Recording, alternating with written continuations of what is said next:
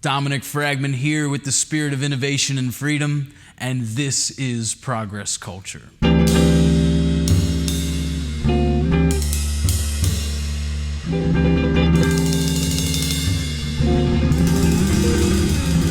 Progress Culture is a weekly happening where master drummer Paul F. Murphy and I share live improvised music and impromptu conversations with people from various fields and expertises about community, value, art, science, freedom, and progress for all. The show started during the coronavirus pandemic and is recorded weekly in an airport hangar in California, Maryland at TechPort, a University of Maryland research facility in the Innovation District of St. Mary's County, Southern Maryland. Our music has been recognized as a brand new sound in music, and we love to share our work and the mindset of improvisation, innovation, and creativity from our perspective as well as others in the community. We are excited to share it all with you, so have a listen and see what's going on this week on Progress Culture. Now, let's get into the show.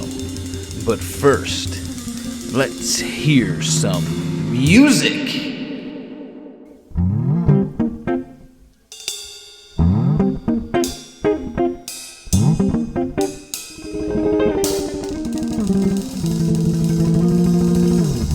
And in my prayer to the earth, I gave the seeds unknown, the chanting pulse of blood river, flesh to bone.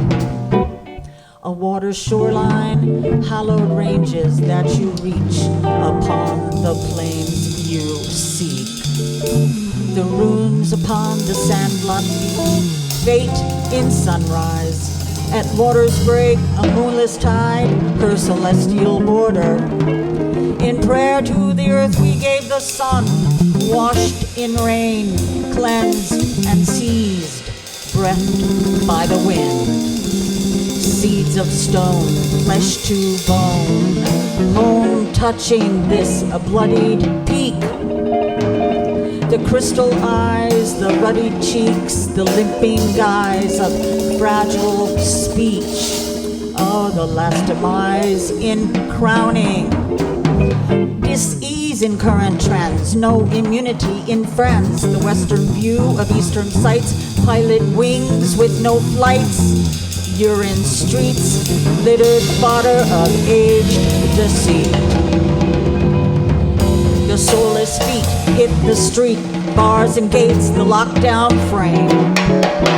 Bankers foreclosed on the promised lot, reapers of profit, militia in the classroom halls. In the halo fields of mortar with crack, a harnessed shot in the scope everlast. Rings against the blaze, laces reversed on the muddy boots. Hearts of palm taint the gas air, the fecal trail, the hunter's lust for those vast remains. The gentle paddies of mine fields, the rolling grasses of the pines, sealed in common caskets. No wind to unfurl, only bars and stripes hang limp and insecure, long past the gusts of pale goodbye. No stars in the blue sky, still they hang on ground cover in day as in night, in managing the masses, in continued state of war, in the evolution of the mind. No need for the planet Earth, all it is, but all there is a constant comment. Oh, those precious commodities, diamonds, gold, plutonium, gas, oil, air, in the crusts of the earth, tenfold within the oceans and the seas. The bridge of human control lies within the power of extortion. For we have stitched the banner of freedom with the scales of justice in evolution. Equip the soldiers in liberation. Marched in revolution through the streets, sit in meditations on peace. vote in resolve and speak of resolutions.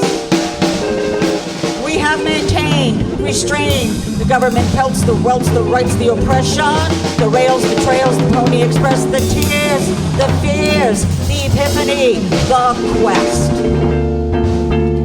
As the mountains melt before the sea, with oceans as filled as the sky, to the land of the free. Outlined in measures of tides, we trace rhythms from bar to bar, from beat to beat, relate to the paths we tread. Contours erect on the east, future on the west, house of many doors, with boundaries as deep as 4 walls of change. Returning each lifetime to this bed in which we lay our many heads, for where we walk, we have labored. The sun that has seeded feeds also our sons and our daughters. I am the first light you seek, the breath of dawn upon your bloody cheeks. The seasons that fall and begin again, for you have come from within my deepest seas. You have drunk the earthly fire and been spoken on the wind. For I was the wind that wrapped around your head. I was the mountains of your hallowed bones. I was the voice. I was the chorus of your sons and your daughters. So sleep, my sons, my daughters, my lovers, my mates. Sleep now, for tomorrow we fight. Sleep now, first taste the red, then the white. You know, baby, you know. It's 2 coins for Charon before your wake. 2 coins for Charon every day before you begin. 2 coins for Charon to find your way again. New ways, fields, and trains that run on time. New planes, new trains, and travel in your mind. The schedule remains the same. The spirit agrees to re-enlist some pay a heady fine. Speeches are being written, shaking hands and being kind. And they do come back again and run a second time. The children are crying. They come from the roaring plain. They have forsworn man shall seek to gain. He shall seek the harmony to ease the pain, giving his hand in love to protect our domain. Children, we ask of thee, forgive what we have come to see in the legacy of fear.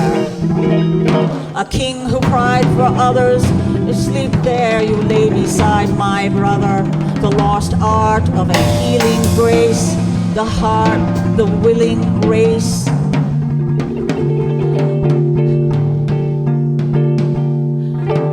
We are black, we are Jewish, Italian, Latino, French, Russian, Asian. We come from Palestine. I am earth, I am fire, I am grace from her land. I am near, don't travel by car, any plane, trains don't run that far. They flow through the veins like ink. As the sculptor takes from this land and so divines our shape, our form, our expression, years without time. As the river feeds the willow's branch that clings there ever free, her feathers, when pressed by the wind, shall reveal to thee. Be it voice of song or incantation, as the moon bears full her soul, the sun shall drape and fold about our frame. Waters in still reflection call by name. Children born through time alone will find again in certain space these fibers we have sown. And when I close my eyes at dawn, folding my arms within to a greater light of wind and song, and I begin again in silent second sight. They shall lay me there in the gaslit chamber.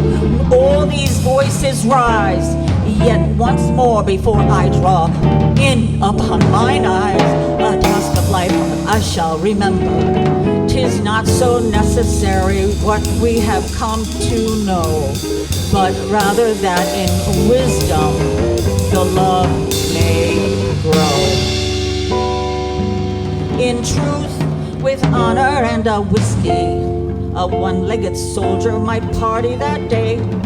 His brothers still missing.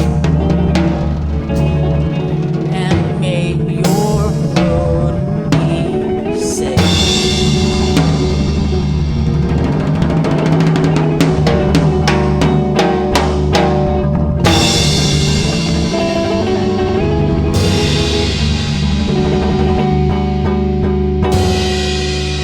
Hello, everybody. Dominic Fragman here with the Spirit of Innovation and Freedom. It is a pleasure to be here today for this week's episode of Progress Culture, and it is a special one, a very special one. We have some very special people in the room, and I will introduce them as my good friend and master drummer, Paul F. Murphy here.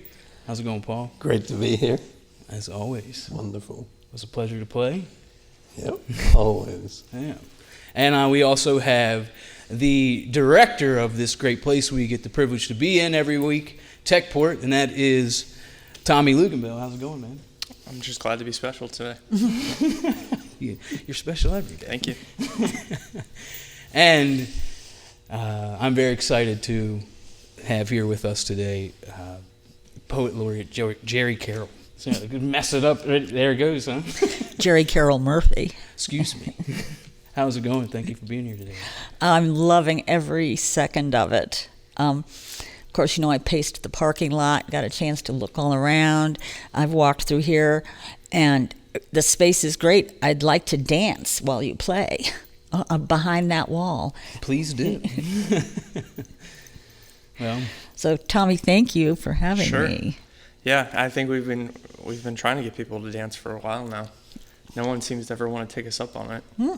Maybe you'll have to do that. Yeah, but yeah, of course, glad to have everybody. Yeah, I could dance on the green. Yeah, that would be nice. the putting green and Yoga mat. dual purpose yoga mat. Yes.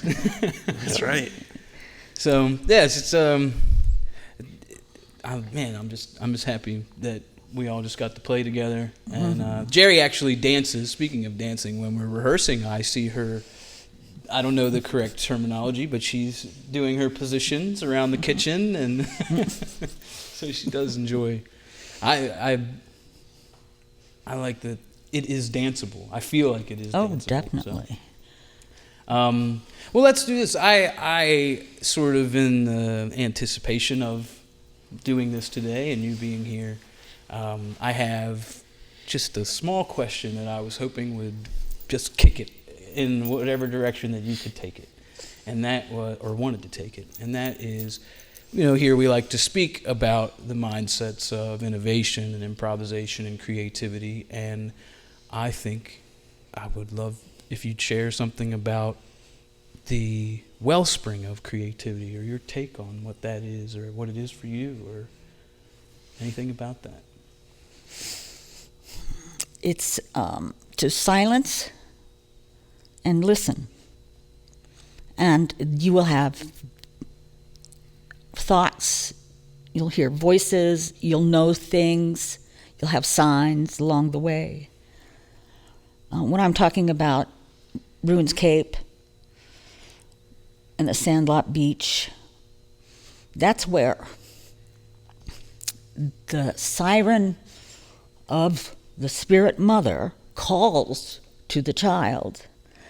This is the path you take, the waters break, and out you come. But they have to make that journey themselves and hear the voice. And when I say I was the voice of your sons and daughters, the chorus of your sons and daughters, I was the mountains of your hallowed bones as I sheltered the child in my womb.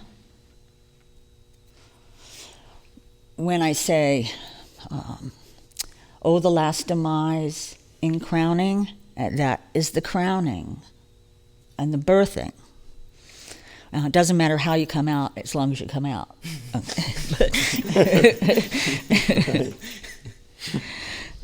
And I don't just say that, then think that. I did that when I had my first child, Shauna. Her father and I were the only ones in the room. And that was in our little apartment down the street from the White House. And the FBI's in there listening, I'm sure. But at the end, there was 3 of us. And, of course, she was perfect. And so when Paul and I decided to conceive, that was the route we were going to take. That path was already deliverable. So, it was great. It's just great. But what it does is it awakens the child when that first touch. So when I say I am the first light you seek, that light is like the lighthouse.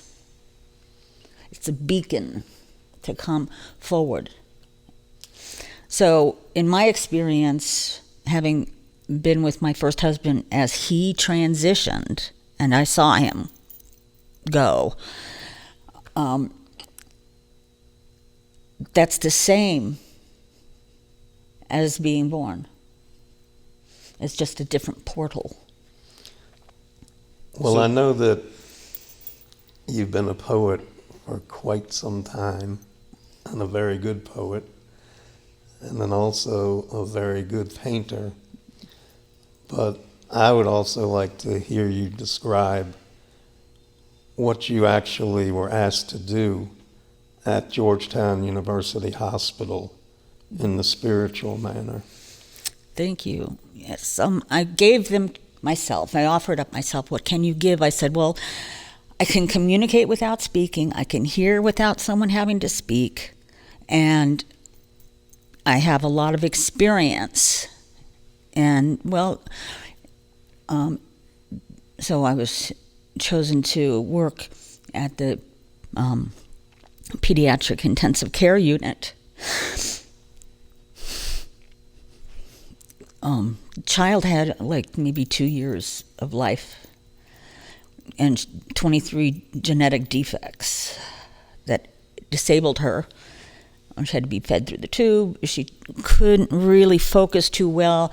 She did have good hearing, though. So I focused on the hearing and just took musical instruments in and played them softly for her and just spent time with her where she knew I was in tune with her. And that was, her family was eternally grateful because they couldn't be there all the time. So to have someone fill in with them and then to continue her education so she was not just left to vegetate. And she, you could see progress. So that was very endearing. So would it be fair to say that some of what you're describing as your wellspring of creativity is creation and the preciousness of life itself? Everything is. Mm-hmm. Even the hard stuff, painful stuff. Yeah. You have to move through grief. Grief is it's a real thing. It is like an energy that is just so strong. And I was even tempted to walk to the other side on 2 occasions because the people that had just passed were asking me to. And I'm like, I don't think that I can, because if I leave, I might not be able to come back. I've been a lot of places, but not there in this most recent memory. But like that, I think if you take things naturally and in their most organic form, we have a good foundation to communicate with all of that around us, whether we can see it feel it, benefit from it, work for it, hear it. And we have a lot of inner senses. And if you develop your inner senses, it's just like cells trying to come together. That's what they want to do. That's their biological knowledge. Come together. So they can stretch from this cut over here to over here, and then they will come together like they did. Mm-hmm. And can I ask a question about what you just said? So, like the ability to like communicate or listen to things that aren't traditional for most people to hear or be able to see. The thing that I often struggle with is wondering, sometimes it seems that the people who do have the ability to do that are either on the spectrum of using it for extreme good or using it for extreme bad. And there doesn't really ever seem to be anybody in the middle.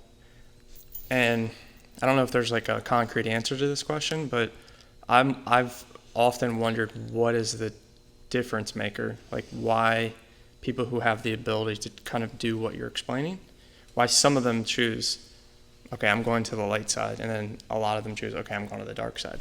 It's almost like as old as time, and I don't really... The cheaters go to the dark side. They can't get in any other way. But is it out of ease, or is it just easier to be that way? Well, there are secret societies that teach that. And if you're tutored long enough and you delve into it, that was the path you chose in the beginning. So it doesn't have to be negative. It doesn't have to be evil. Mm-hmm. But it's there if you so choose it. And that usually comes from a sense of either jealousy or greed or not getting enough of what they feel they should. Right. Instead of trying to work towards everyone having a better path. Yeah. Well, the Sun Sisters have written, well, not written, channeled a trilogy. And out of one fell off the path, shall we say, for something more personal. And that made us a non-secure channel. So the last page we wrote is the last page we wrote. And we have Dominic's reading January Peace, and he sees where there's this a note that says, I don't know where to put this. Because the last chapter. It wasn't written in chronological order. It was written in sessions over a period of years. And we would open the session and say, well, this is chapter 4. I'm like, wait a minute, we haven't seen chapter 1. Chapter 4, proceed. So putting it together was a monumental but easy task, because we were living things that we were writing about shortly after it was written. So it was like, yeah, that makes sense. We often on the show will speak about like the kind of devotion that it takes to give yourself to a thing in order to have it manifest in that way, and whether it's the power and the strength and the energy of that. What kind of process, or I don't know if you would call it a process, but how did you set yourself up every day for that? Desire. Yeah. What were some of the things you actually did? Like there's been times in my life where the develop this connection that makes me feel that energy even more, than maybe say regular. And some of those things that I would do in my life was like, I would wake up every day and I wouldn't eat or drink or look at anything read anything and I would sit down or I would exercise for 45 minutes and I would meditate for 20 minutes and then I would go straight to an instrument for at least 2 hours. And I did that every single day. And the results of that were just, of course, if I could continue to do that while all the things that are going on now are going on, it would be pretty tremendous. I believe that was some advice I gave you. Absolutely. And so my routine would run, grab coffee, and write. And write.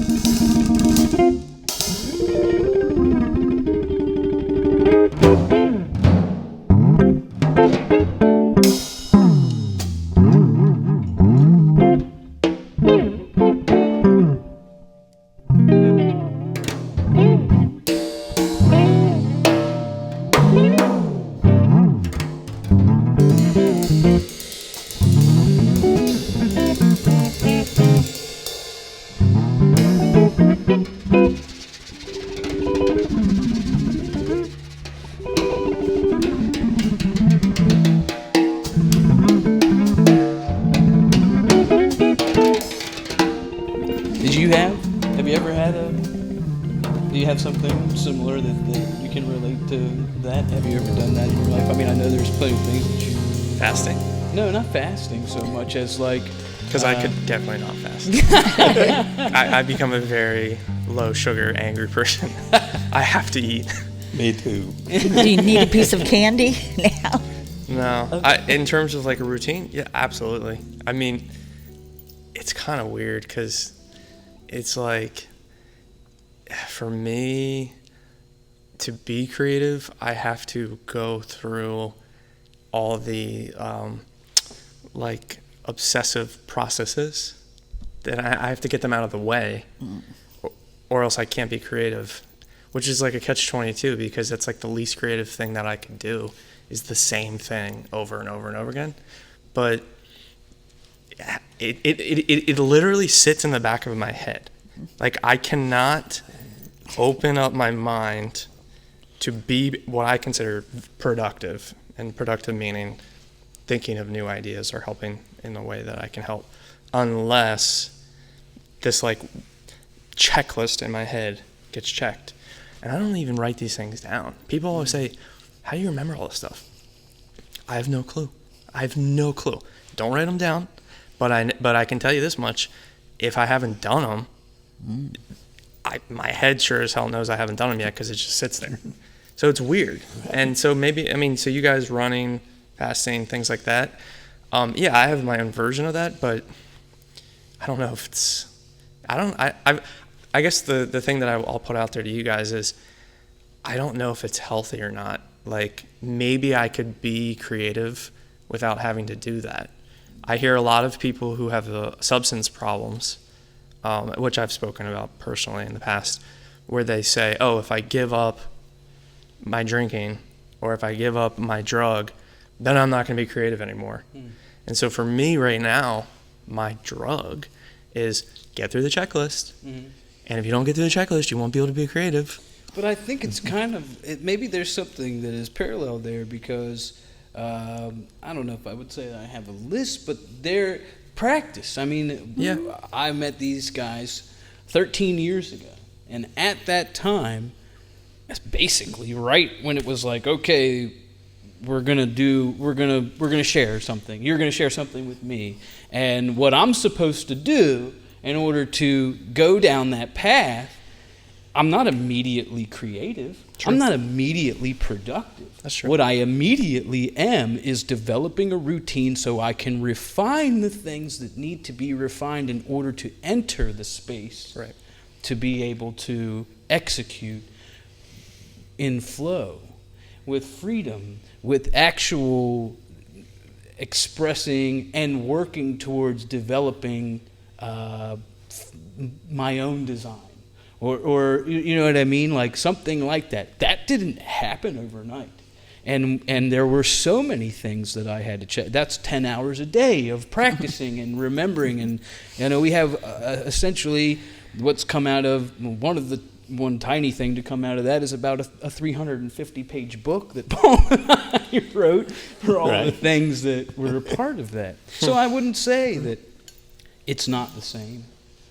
I think that it's in stages, right? Just like when we were dealing with the NIH the other day, and we were like, we'd like to share the degrees of memorization and the degrees of improvisation. And just because you might be at a degree where there's not as much of that thing that you're trying to achieve, just because you're not there yet doesn't mean that you're not on the path and that you don't have to do those things. It's a part of it. I mean, I know Paul must have had, at some point in your life I know you told me well into your, touring the world where you were making still 5 hours a day to practice. Oh, yeah, definitely. I mean, like I wasn't running and I wasn't going through checklists, but I was going through checklists through the practice. Yeah. Right. And the practice was the checklist, and the checklist developed over, a long period of time until it became somewhat of what I wanted it to be, and I'm still trying to get to that point of where I want it to be. So it's been, I don't know, quite a long time, 65 years. But it's allowed me and given me the chance to meet and play with a lot of beautiful people and really good musicians. Paul, so you know how you're saying you're trying to get to this place you want to be? Yeah. Would you actually be happy if you ever got there? Probably not. And isn't that, You know, I think I would be. I would love to be. But it probably not, at the same time, probably not, because there wouldn't be anything else to go strive for. Yeah. I think that's part of the mindset, though, The too, goal of doing it is that it's always sort of it's shifting and growing. So you don't ever. I don't know. I've never really thought about it like, hey, there's a there where I'm going to be at some point. It's more like, once I can do this, I'll be able to work on that. And I think it just keeps going, and that sort of ties into that thing we always touch on in regard to the second law of thermodynamics, and as a possibility unfolds, new possibilities are released. Right. And that just keeps on. I mean, I imagine it just keeps on. But that's one thing that I think is, I feel grateful for. I feel excited about that. There's a lot of people that I speak with that don't know how to spend their time. I have no problem with that. So when Sean transitioned, he winked at me and smiled. I was like, well, it's got to be good.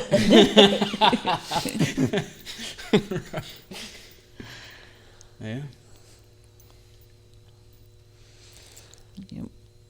So I mean, it was just like the other day, Tommy, when I was introduced to Josh and gaming. Yeah. I mean,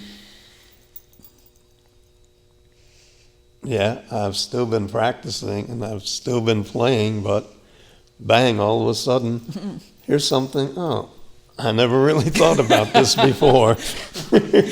And now I get to at least think about it and listen to it be explained to me.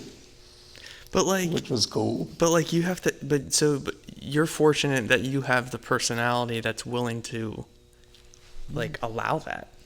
Whereas, and I think, Dominic, you always say you appreciate the fact that you are open to that kind of thing, right? I guess my question would be, are we just born that way? Or I know that there's people along the way that encourage it and foster it, but are there just some, is there just some people that are allowing themselves to be that way? Or are there points along your life where you're like, I know you would say them, people that fostered it for you. Come on. I will be completely honest. Without them, I would not be able to do any of this. But what stopped you from doing it before? It is being aware and being encouraged. Yeah. And it wasn't like I wasn't encouraged. There were certain people that encouraged me. My family is very supportive. My grandmother is like, whenever I speak to her, she's all about it. She was an inventor. I watched her go around to these conferences or conventions and try. She made, it was called Visualign. I know Visualign now is this dental thing, but in the 80s, 90s, early 90s, she made this thing for reading computer paper. So computer paper used to just be line after line after line, and she had to deal with that. So she made what was essentially a ruler and took the magnifying glass down the middle of it and or the magnifying line down the middle, so you could read each line, and she put a pointer, an arrow that slid across that, so it would mark where your word was when you were reading that. And I watched her have a garage full of these things and go around. So she was very much supportive of chasing your dreams and doing that thing. But, we were also sort of people that would say, don't worry about you're thinking about, why bother thinking about things that you can't do anything about, and, that sort of stuff. But even if I was very much inclined towards trying to do my own things, and I tried, but without somebody to show me, just me, and to kind of veer off and answer the question that you asked, or some people, are we born this way? Yes, some people are. But it does not mean those that aren't can't gain it, and it doesn't mean those that have it use it. Yeah. So you have to for me, it took having two individuals that not only were masters that I could use as examples and I could ask questions, but they also were devoted to me. Right. So that was a big deal. It changed my life. Would I have still continued? Yes, I was a professional musician at that point. I had lots of students. I was playing gigs from Manhattan to wherever down the East Coast, and I'm sure people used to say I was fantastic, and I'm sure that I would have gone on and continued to do whatever. Would I have achieved a level of that creative design or some connection, or even been able to perceive the spiritual side of it? I don't know. I don't think so. But I think that if you have that inclination or you desire that, you can still find it in. Think of the artists that go and study and duplicate all the things at the Louvre and all that. You study the masters. If you can identify them, that's the tricky part, is you have to be able to say, we live in this world where you've got newspapers and social medias and magazines, well, not so much newspapers and magazines anymore, but where they highlight individuals and say that they are the exemplary, or they are this or that. When I was younger, I didn't pay any attention to that. I just used my own ears. And when I finally got to people that could actually say, well, yeah, that's actually, you're onto something with that, or actually this over here isn't really worth it looking at. I just did it that way. I didn't really go by, the latest magazine says that such and such is the most this and that. It didn't really mean anything to me. I think it takes a lot of bravery for people to follow their dreams. Yeah.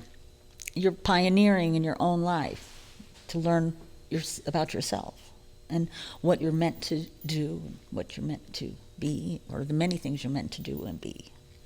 Some people have constant achievements throughout their life. It takes them in a different course throughout their life, and some, like me, have to do 2 or 3 things at the same time. Do you think that's, I mean, Dominic, you hit on this a lot. I mean, do you think that's because a lot of times people are told that they have to be a certain way or that they have to do a certain thing, and maybe what they're meant to be isn't considered popular? I mean, the thing that I personally take really special note of is anyone who takes a serious amount of pride in what they do. When I see a really clean bathroom or like a really clean park, or like a really efficient garbage person, I'm like, yes, it's awesome. I love it. I'm the same way. And I guess the thing that I respect or admire the most is I think that there are some people who are meant to be extremely efficient gardeners and extremely efficient garbage people, right? Well, and like they're in the element, hanging on Exactly. the back of that truck, and they're not back on the side. that's right. And then they jump off and they get those cans, and Yes. and then they're back, and then they're off again, and they don't get hit by cars. That's right. They're not falling off the truck. They're hanging on in the rain and the snow. I watch those guys. Yeah. What about and I don't want to get political here, but what about a really good mailman? We have Right. one. Yep. Oh my God, they make the world so efficient. Yep. Yep. And they're faster than They anyone do. else. Or like they don't mix up the mail. Right. Your mail's never wet. It's never crumpled. You get your bills on time. They get paid on time. Where did I feel? I guess what I'm asking is where along the way did we stop appreciating that stuff? Well, I think that ties into the question that you were asking before about like maybe why some people do or don't. Yes, Or is it harder or this? The answer is it is ridiculously hard. Yeah. It is crazy hard to begin with. Yeah. And then stack on top of it history, tradition, convention, expectations. I know we hit on this a lot in a derogatory way, and I don't mean to, capitalism. All these things you can function outside of them. You could decide to do that, but guess what? That's really hard. Yeah. And to do it, people might think of that as like going off the grid. Guess what? That's tricky. And it's the same thing going off the grid physically into the wilderness to do your thing and going off the grid in your mind.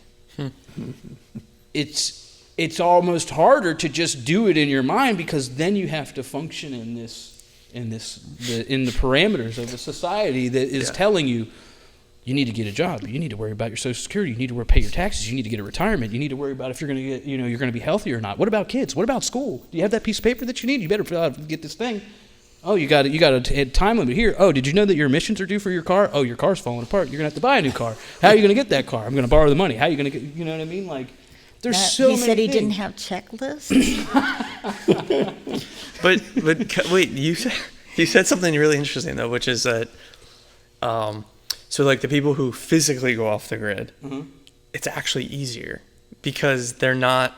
I didn't make that clear. Well, no, but it's an interesting point where maybe mentally they're off the grid and then they're like, oh, to make this easier mentally, I'm just going to remove myself.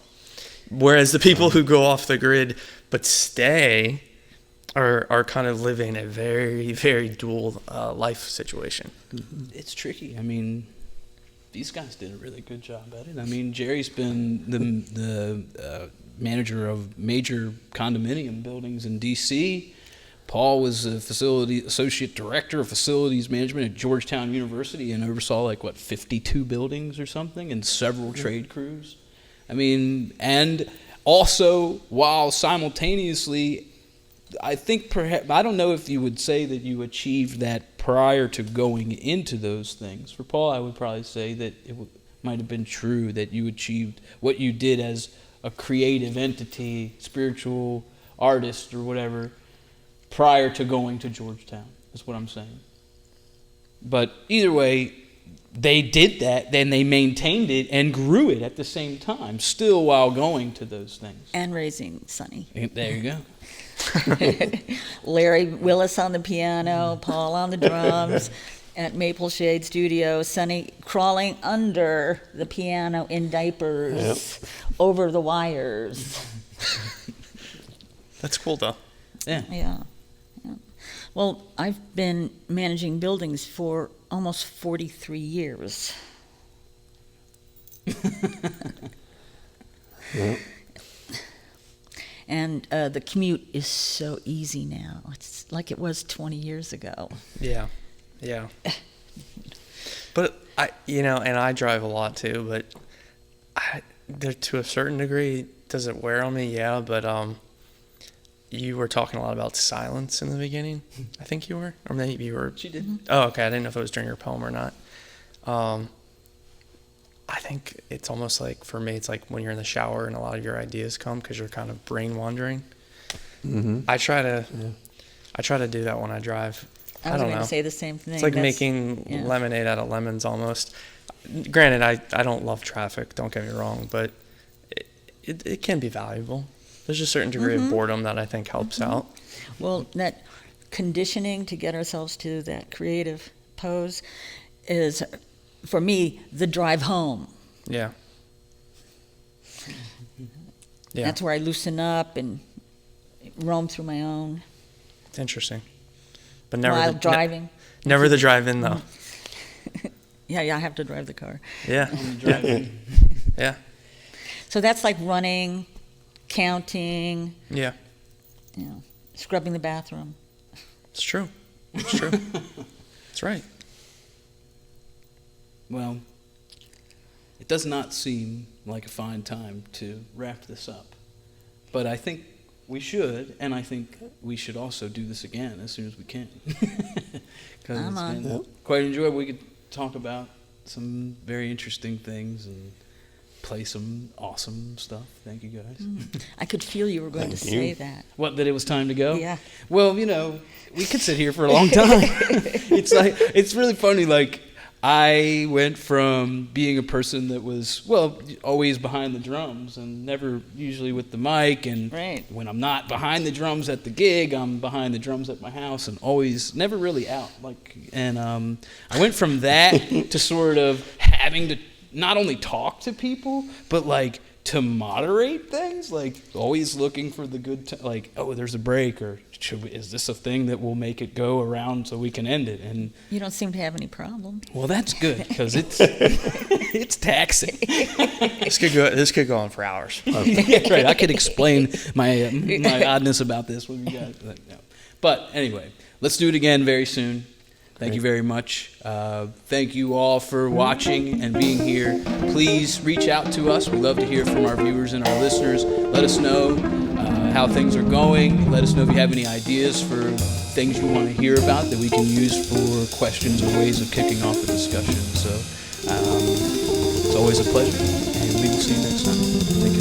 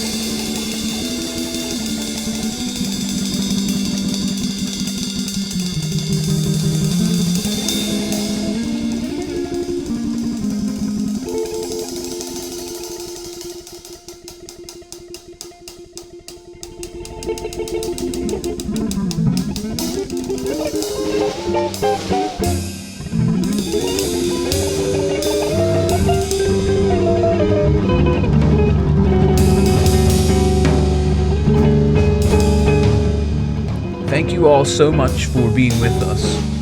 We are grateful that you give us your consideration and attention. Please follow and reach out to the Spirit of Innovation and Freedom and TechPort on Facebook, Instagram, LinkedIn, and YouTube, or at spiritinnovationfreedom.com and techportsomd.org, and also www.progressculture.org. Let us know what you're thinking and what you want to hear about and how you're feeling. We'd love to hear from you, and we'd love to see you again next week on Progress Culture. Thank you, much love, and see you soon.